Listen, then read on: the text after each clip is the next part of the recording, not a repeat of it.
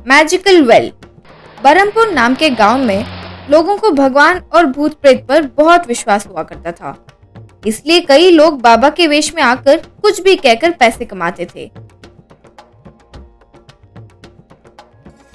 एक बार जगजीत नाम का धोखेबाज जब वो गांव आ रहा था तो उस गांव पहुंचने के पहले उसे एक कुआं नजर आया।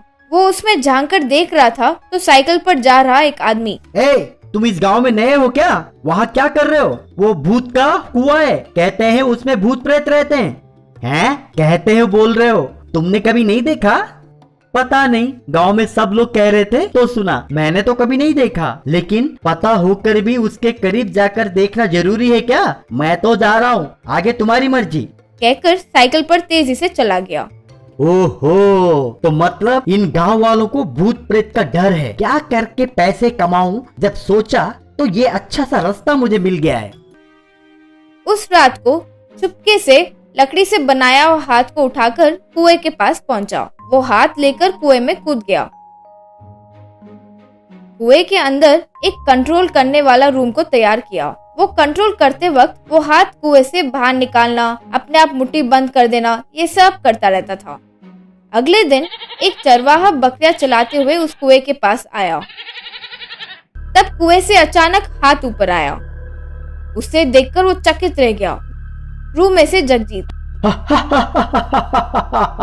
ठीक भूख के समय ही आए हो, तुम्हें अभी खा लूंगा। हे राम, भूत भूत, मुझे कुछ मत करो, मैं तुम्हारे आगे हाथ जोड़ता हूँ।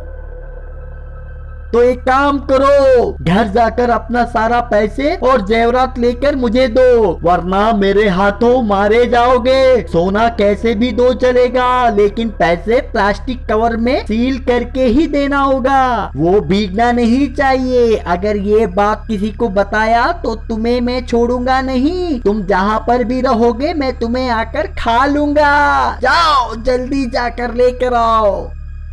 इस तरह चरवाहा वहां से डरकर भाग निकला। फिर सोना और पैसे रखे हुए प्लास्टिक कवर्स हाथ में देते ही वो लेकर हाथ पानी में चला गया। एक दिन सोने का व्यापारी अपने टांगे पर सोना रखकर निकल पड़ा। उसकी गाड़ी कुएं के पास आते ही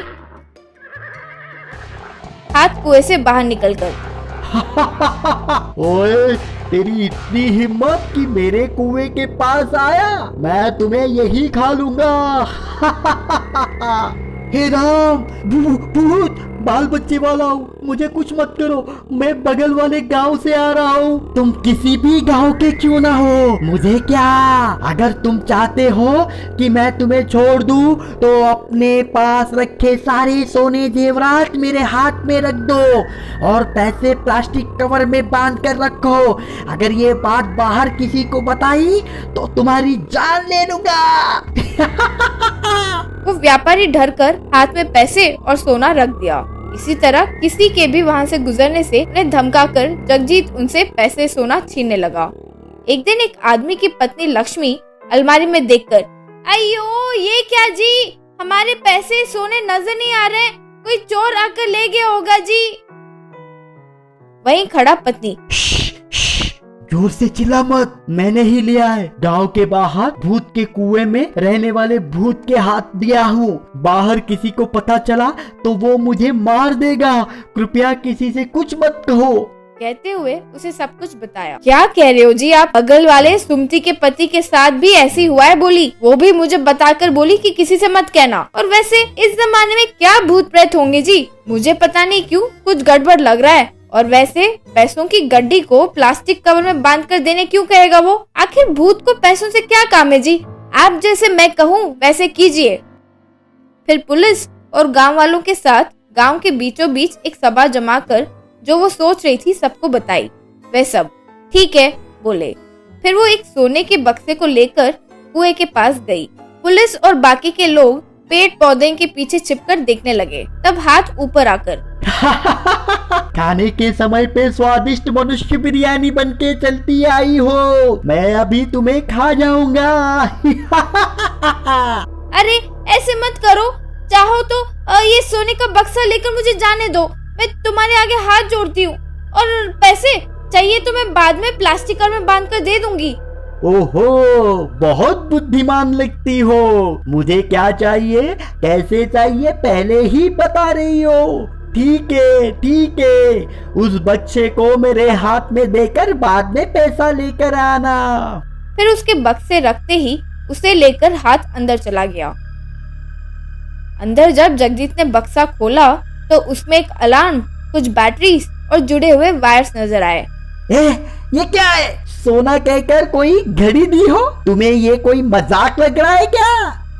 अरे अरे, गलती से आ गया जी। आपको जो बक्सा दिया है वो टाइम बम है जी, 5 मिनट में फट जाएगा। वैसे आप तो भूत है ना, आपको कुछ नहीं होगा। हे भगवान, टाइम बम, हे राम, यूं जोर से चिल्लाया, फिर कुएं से बाहर निकल गया। ये देखकर पुलिस वाले और गांव वाले उसे खूब पीटे। खोए हुए पैसों को लक्ष्मी ने जब वापस लोगों को दिलवाया तो वे सब बहुत खुश होकर उसका शुक्रिया अदा किए। जड़ी बूटी। एक गांव में भोले राम नाम का एक ठग रहता था। उसका असिस्टेंट था चिंटू। भोले राम कई तरह से धोखा देकर पैसे कमाता था। एक बार एक गांव में जड़ी बूटियों की दुकान खोला। वहाँ जड़ी बूटियों के साथ साथ रंग बिरंगे पत्थर भी बेचने लगा। वो मेहरबान, कदरदान, घुटनों का दर्द, हाथ में दर्द, दिल का दर्द या कब्ज, कोई भी दर्द हो, कुछ भी हो, दाद, खाज, खुजली, जो भी हो, दिल का रोग, जिगर की समस्या या लैंगिक बीमारी, हर मर्ज की दवा है। पान के पत्ते, केले के पत्ते, कमल के पत्ते, इनसे बनाई गई दवाई हमारे पास है। आओ मेहरबान, कदरदान, हमारे इन रंग बिरंगे पत्थरों से अपनी जिंदगी को रंगीन बनाइए। हर हमारी इस जड़ी बूटी के इलाज का महिमा ही कुछ और है। देखिए, देखिए मेरी हाथ की करामत। यूं कहकर आवाज देने लगा। यूं लोगों को बेकार दवाई देकर पैसे लेने लगा। इसी तरह पत्थरों को भी बेचने लगा। कुछ दिनों बाद पुलिस और लोगों को ये समझ में आया और उन्होंने उसे खूब मारा। बाद में चिंटू, लगता है खूब मार पड़ी है गुरुजी, कोई जड़ी बूटी लगा दूं? खामोश कमीने, इतने सारे लोग मुझे मार रहे थे और तुम वीडियो निकाल रहे थे। आकर रोक सकते थे ना। आकर रोकने में क्या मजा है गुरुजी? ऐसा वीडियो एक वायरल हुआ तो बस पैसे ही पैसे मिलेंगे, इसीलिए मैंने नहीं रोका। अरे इस बार कोई जड़ी बूटी नहीं, MBBS का बेस डालूंगा। जानते हो मैंने नाम क्या रखा है? मुन्ना भाई MBBS FRCS London returned. Come on, location change. एक गांव में एक RMP डॉक्टर रहता था। उसका नाम था राम बाबू। वो पेशेंट से ज्यादा पैसे लेता था। जरूरत ना भी हो तो भी दवाई लिखता था। मेडिकल शॉप वाले से कमीशन लेता था। एक दिन एक आदमी रिक्शा पर अनाउंसमेंट करता हुआ जा रहा था। सुनो सुनो सुनो, हमारे गांव में डॉक्टर मुन्ना भाई MBBS FRCS लंदन रिटर्न आ रहे हैं। अब से हमें राम बाबू RMP से कोई काम नहीं है। मुन्ना भाई MBBS कल ही अपने गांव में प्रैक्टिस शुरू करने वाले हैं। सुनो सुनो सुनो कहकर अनाउंस करता हुआ जा रहा था। ये सुनकर राम बाबू को बहुत गुस्सा आया। उसने सोचा, ये क्या मेरे साथ मुकाबला कर रहा है? मैं जो थोड़ा बहुत जानता हूँ उसी से इलाज कर रहा हूँ और ये मेरा धंधा ठप करने पर तुला हुआ है। अगले दिन लोग बेताबी से इंतजार कर रहे थे कि एक एम्बुलेंस वहाँ आकर रुकी। उसमें से भोले राम उतरा। लोगों ने भोले राम को प्रणाम किया। कुछ लोगों ने उसे हार भी पहनाया।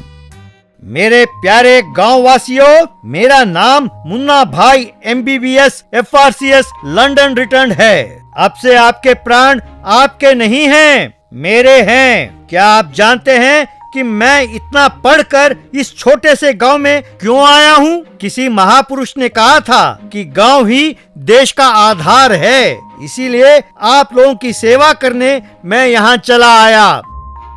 क्या आप MBBS FRCS लंदन रिटर्न हैं? हाँ भाई, जानते हो लंदन रिटर्न का क्या मतलब है? मतलब है कि लंदन से वापस भेज दिया। भोले राम ने उसे एक थप्पड़ मारा। बाद में एक आदमी से, अरे ये क्या, उंगली में इतनी बड़ी पट्टी बांधे हो? सर, सब्जी काट रहा था तो छोटी सी चोट लग गई। वो देखिए RMP राम बाबू, उन्होंने ही इतनी बड़ी पट्टी बांधी है। इतनी सी चोट के लिए इतनी बड़ी पट्टी? अरे ऐसे बांधा जैसे फैमिली पैक बिरयानी बांध रहा हो। तुम कैसे डॉक्टर हो? अरे पढ़कर ही डॉक्टर बने हो ना। अरे तुम्हारे पैर में इतना बड़ा बैंडेज क्यों भाई? मुझे कुछ नहीं हुआ है सर, मेरे पत्नी के पाँव में चोट लगी थी। उसके साथ साथ मेरे पाँव में भी ये कहकर बांध दिया पट्टी कि पति पत्नी का आधा भाग होता है। इसका 2000 रुपए भी लिया है सर। छी छी छी छी छी, तुम कैसे आदमी हो? क्या यही एक वैद्य की निशानी है? छी छी छी छी। लोगों, अब से ऐसे ठगों का भरोसा ना करें, अब मैं आ गया हूँ कहकर हाथ हिलाने लगा। ये सुनकर राम बाबू को बहुत गुस्सा आया। एक दिन राम बाबू वहाँ से गुजर रहा था कि उसने भोले राम और चिंटू को बातें करते हुए सुना। उनकी बातों से वो समझ गया कि ये नकली डॉक्टर है। उसने तुरंत अपने दोस्त को बुलाकर उसे सब कुछ बताया। यार, मैं मानता हूँ कि मैं अपने परिवार चलाने के लिए लोगों से ज्यादा पैसे लेता था। मैं जानता हूँ कि यह गलत है, अब से मैं ऐसा नहीं करूँगा। पर मैं सचमुच का डॉक्टर हूँ। पर वो तो नकली डॉक्टर है, उसके कारण लोगों के जान का खतरा है। उसे किसी तरह सबक सिखाना होगा। फिर सबने मिलकर एक प्लान बनाया। अगले दिन राम बाबू का एक दोस्त रेंगता हुआ जाकर वहाँ किसी मरीज का इलाज कर रहे भोले राम के पैरों में कांटों से चुभाया। दर्द हुआ तो भोले राम, ये क्या? लगता है किसी चींटी ने काटा है।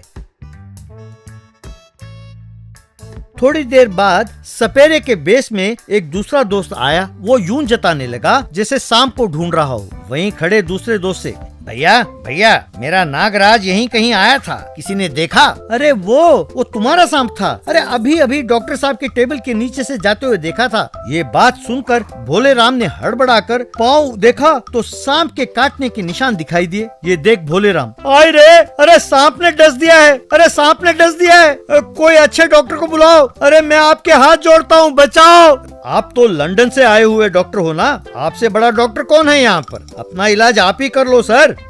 अरे भाई, मैं तुम्हारे हाथ जोड़ता हूँ, तुम आरएमपी हो ना, प्लीज मुझे दवाई देकर मुझे बचाओ, प्लीज भाई प्लीज। मैं आरएमपी हूँ सर, मेरे पास सांप के काटने का इलाज नहीं है, आप ही कोई दवाई डाल लीजिए।